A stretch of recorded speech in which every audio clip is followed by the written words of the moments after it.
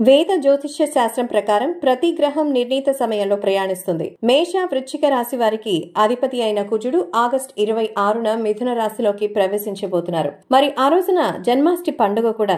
ఒక వ్యక్తి జాతకంలో కుజుడు బలంగా ఉంటే విజయావకాశాలుంటాయని నమ్ముతారు. ఈ కాలంలో సంపద, శ్రేయస్సు పెరుగుతుంది. తోబుట్టువుల మధ్య సంబంధాలు మెరుగుపడతాయి. ఈ కాలంలో ఏ రాశుల వారికి లాభం చేకూరుతుందో తెలుసుకోవాలి. గ్రహాల అధిపతి అయిన అంగారకుడు మిథున రాశిలోకి ప్రవేశించడంతో కీలక పరిణామం చోటు చేసుకొనుంది. ఈ సంచారం రాశి చక్రాల గుర్తులపై ప్రభావం చూపిస్తోంది. ముఖ్యంగా 3 రాశుల వారికి అనుకూలంగా ఉండనుంది. సింహరాశి.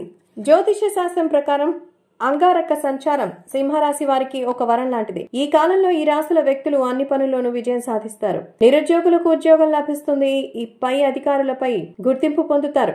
ఆకస్మిక ధనలాభం ఉంటుంది.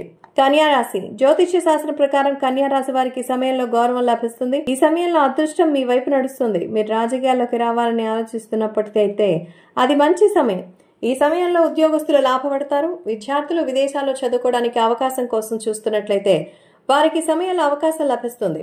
అలాగే ఆర్థికంగా కూడా ఎంతగానో బలంగా ఉంటున్నారు.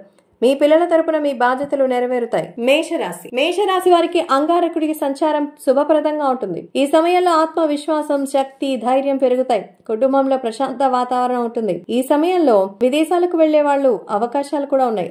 ధార్మిక, ఆధ్యాత్మిక కార్యక్రమాల పట్ల మెరుగు చూపిస్తున్నారు. ఆ సమయంలో మీకు విదేశీ కంపెనీ ఉద్యోగం చేసే అవకాశం కూడా ఉంటుంది.